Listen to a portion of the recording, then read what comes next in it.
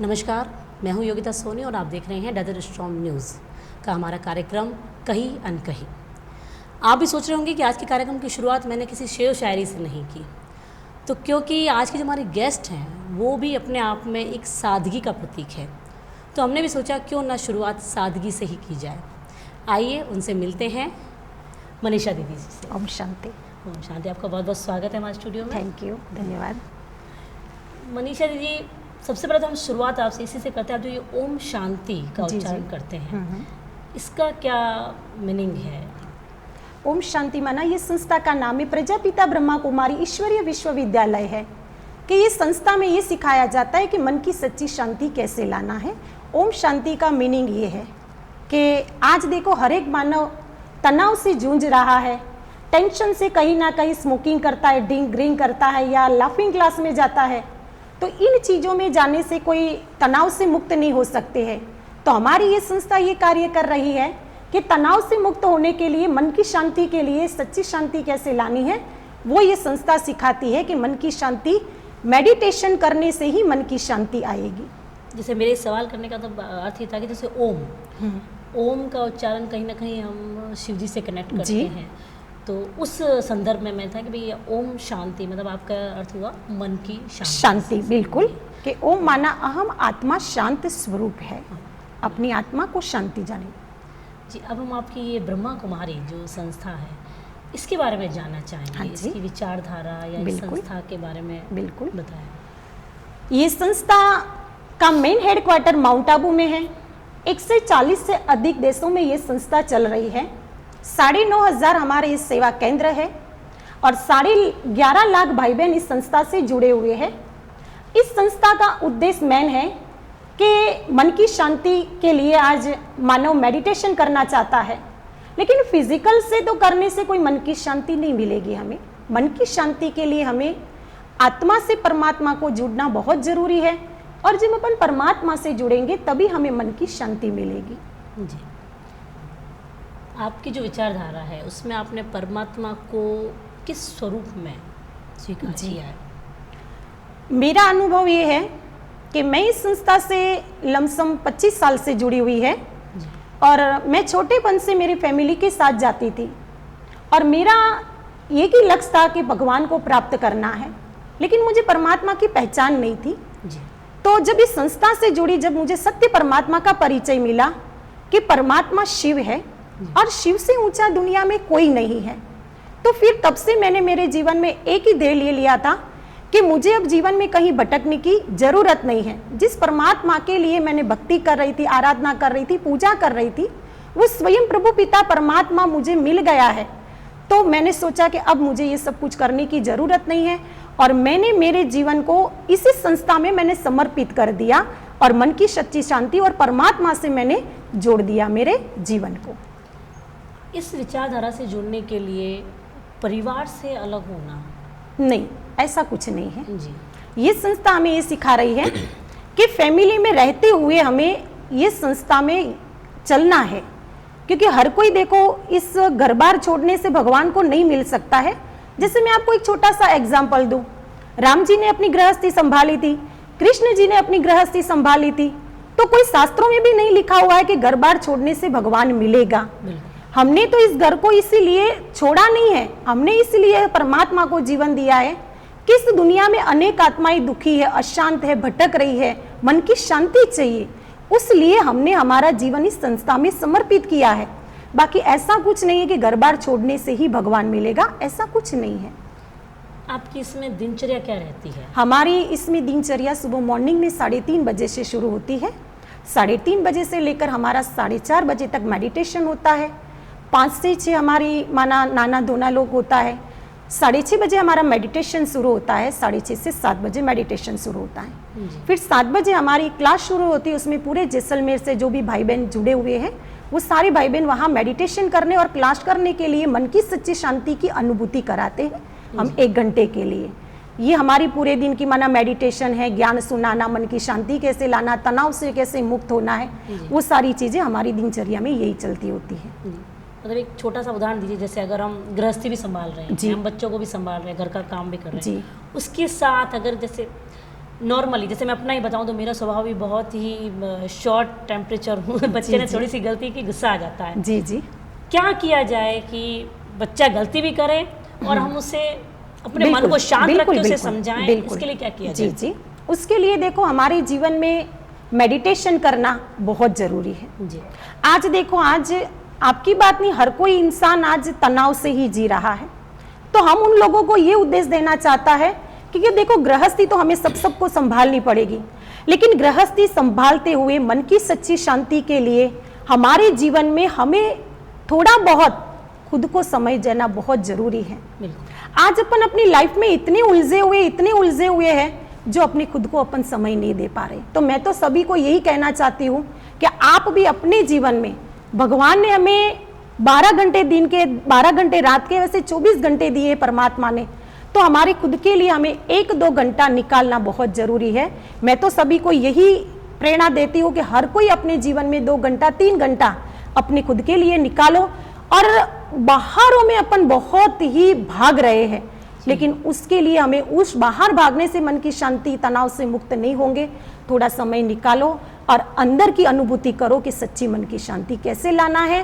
वो आप गृहस्थी में रहते हुए ये चीज कर सकते हैं, वो हम सिखा सकते हैं आप लोगों को। मतलब आपकी इस विचारधारा से जुड़ने के लिए हमें घर परिवार या बच्चों को छोड़ना जरूरी नहीं है, अपना वहाँ पे समय देना जरूरी बिल्कुल नहीं।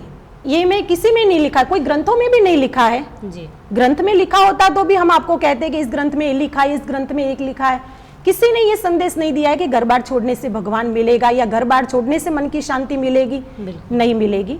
मन की शांति अपने अंदर ही है, लेकिन उस अंदर की शांति से अपन इतने दूर हो गए हैं और अपन चीजों में, वस्तुओं में, वैभवों में अपन शांति ढूंढ रहे हैं। और जितने उस वैभव वस्तु में शांति ढूंढने गए, इतनी हमारी मन की अशांति फैलना शुरू हो गई जी। तो आप इस संस्था में आओ और हम आपको सिखाएंगे कि आप अपनी गृहस्थी में रहते हुए अपनी मन की शांति कैसे लानी है जी।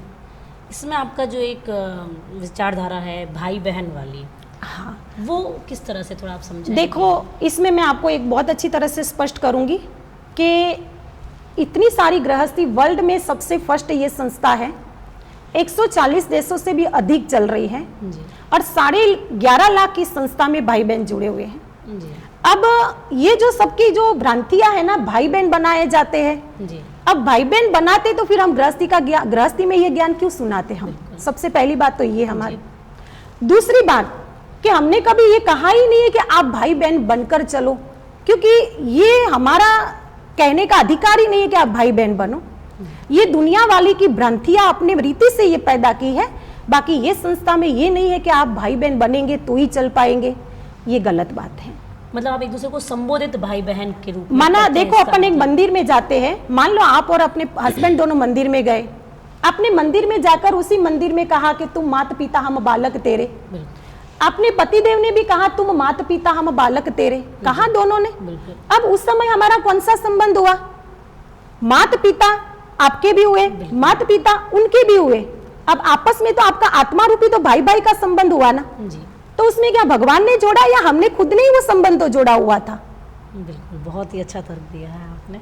अपन खुद जोड़ के आई है संबंध तो। लेकिन देखो, अपन इस दुनिया में चल रहे हैं तो फिजिकल रिलेशन से लिए हमें शादियां की है या गृहस्थी चलानी है, ये तो देखो जो संसार का नियम है वो तो हमें करना पड़ेगा और करना होना जरूरी है। क्योंकि परमात्मा ने भी कहा है कि यदा यदा ही धर्मस्य ग्लानिर्भवति भारत, के जब जब धर्म की ग्लानि होगी तब तब मैं इस धराव पर आऊंगा और मेरे जो बच्चे हैं, मेरे को जो भूल गए हैं और अति धर्म की ग्लानि कर रहे, तब मैं आकर इस संस्था के द्वारा परमात्मा ने हमें संदेश दिया है। इसीलिए जो ये ब्रह्मा कुमारियों में जो कहते हैं कि वो भाई बहन बनाते हैं, वो भ्रांति बिल्कुल उनकी गलत है। बिल्कुल, मैं उसी भ्रांति के लिए मैंने आपसे ये सवाल किया था। बिल्कुल कोई बात नहीं। जैसे आपकी इसको मतलब क्या कहा जाए, संस्था कहा जाए, विचारधारा कहा जाए या एक धर्म कहा जाए? देखो, ये यहाँ इस संस्था में कोई धर्म का बंटवारा नहीं है जी। ये संस्था ही है एक प्रकार की, और ये संस्था हमारी ईश्वरीय विश्वविद्यालय है। विद्यालय माना यहाँ हमें एक, जैसे अपन फिजिकल बॉडी के लिए पढ़ने जाते डॉक्टर इंजीनियर, यहाँ हम ये अपनी आत्मा को मन की शांति कैसे लागा, ये प्रकार का एजुकेशन दिया जाता है कि गृहस्थी कैसे, मेन हमारा है गृहस्थी कैसे संभालना, मन की शांति कैसे लाना और तनाव से कैसे मुक्त हो जाए। ये ईश्वरीय विश्वविद्यालय है, इसको विद्यालय कहा जाता है। ये कोई मंदिर या कोई संस्था संस्था से जुड़ सकते हैं, लेकिन ये कोई किसी धर्म में नहीं धर्म ले से सकते नहीं है ये, बिल्कुल। मैं छोटी थी उस समय से इनकी आपकी बुक्स वगैरह देखती जी, आई जी। हूँ। तो एक बुक हुआ करती थी जिसमें स्वर्ग और नर्क जी। बनाए हुए थे। बिल्कुल नर्क में मतलब जिस तरह से यातनाएं दे रहे हैं, हम शायद देख भी नहीं पाते उन फोटोज़ को। जी। तो नहीं लगता कि ये हम दिखा के थोड़ा डर रहे हैं या डरा रहे हैं, या वो एक हकीकत बताना है, क्या है वो? ये जो है ना, ये जो नर्क और स्वर्ग है, वाकई में अपन देखने जाएं तो प्रैक्टिकल में अपन दुनिया का माहौल देख रहे हो क्या? 6 साल की कन्या बिल्कुल देख रहे हैं। जी। आज पहले लड़की अपने रीति से बाजार में जाती थी, माँ बाप विश्वास से भेज सकते थे, आज इतना विश्वास माँ बाप को भी नहीं होता है। बिल्कुल। तो कलयुग तो अपन देख ही रहे हैं, और अभी समय इतना खराब आने वाला है जो अपन घर से बाहर भी नहीं निकल पाएंगे।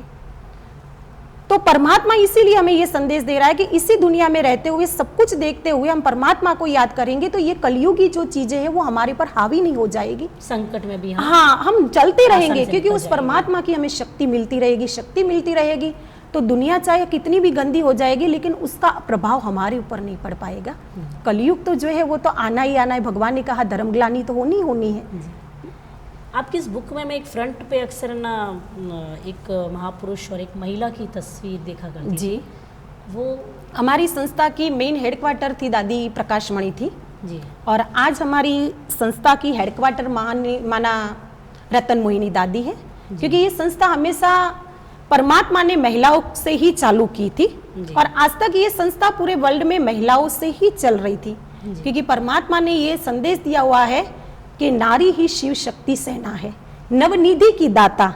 गाते हैं अपन, जी। लेकिन वो सब अपन शास्त्रों में गाते हैं, लेकिन नारी है, शक्ति है, नवनिधि की दाता है। इसलिए परमात्मा ने कलश नारी के ऊपर रखे हैं, और नारी के द्वारा ही स्वर्ग के गेट खुलेंगे। जैसे अब तक तो हमने आपकी संस्था के बारे में जाना, आपके ब्रह्मा कुमारी के बारे में जाना। जी। आपकी ये संस्था नारी सशक्तिकरण में किस तरह से योगदान दे सकती है? हमारी ये संस्था नारी सशक्तिकरण में इसलिए माना कहाँ तक कि हर फील्ड में आप देख लोगे, परमात्मा ने भी कलश रखा है तो नारी के ऊपर रखा है। जी। आज देखो, अपन हर कोई मंदिर में चले जाते हो तो भी वो नारी का ही दिखाया है मंदिर। अपन भक्ति मार्ग में भी जो गाते हैं शिव शक्ति की, नवनिधि की दाता, तो वो भी अपन नारी के हिसाब से ही गाया है। बिल्कुल। इसीलिए परमात्मा ने सोच समझकर ये कलश नारी के ऊपर रखा है कि नारी के द्वारा ही ये सृष्टि का जो परिवर्तन होना है वो नारी के अलावा, क्योंकि नारी के अंदर जो शक्ति है वो नर के अंदर वो शक्ति नहीं है। इसीलिए ये नारी के द्वारा ही परमात्मा ने संस्था खोली है, और ये कार्य परमात्मा का है और परमात्मा ही करा रहा है। इसीलिए ये संस्था नारी के द्वारा चल रही है। जी, मतलब इसके आपके मेन मुखिया के तौर पे हैं। हाँ, मुख्य तौर पर हम नारी ही है, नारी ही संस्था चला रही है। परमात्मा ने ये जिम्मेवारी नारी को ही दिया है, क्योंकि हर फील्ड में, हर कहीं भक्ति मार्ग में भी देख लो आप, नारी के ऊपर ही गाया हुआ है। हर कोई फील्ड में चले जाओ, नारी के ऊपर ही लिया हुआ है। इसीलिए परमात्मा ने जो किया है वो कर्तव्य नारी के ऊपर ही, ये कलश नारी के ऊपर ही रखा है। जी, वैसे अब आपसे मेरा आखिरी सवाल कि आप हमारे चैनल के थ्रू जी, हमारे व्यूवर्स को क्या मैसेज देना चाहेंगे? हम ये मैसेज देना चाहते हैं कि जो भी आप ये कर रहे हो बहुत अच्छा कर रहे हैं, और अवारनवार हमें भी ये चांस मिलना चाहिए, और हम भी यहाँ आएंगे और आपसे हम जुड़े रहेंगे, और हमारा भी इतना भाग्य है जो आपने हमें बुलाया, और हम भी आगे ये सेवा में आपसे जुड़े रहेंगे। तो आपकी चैनल से हमें बहुत कुछ अच्छा लगा, और आपको भी मिलके हमें बहुत अच्छा लगा। धन्यवाद आपका।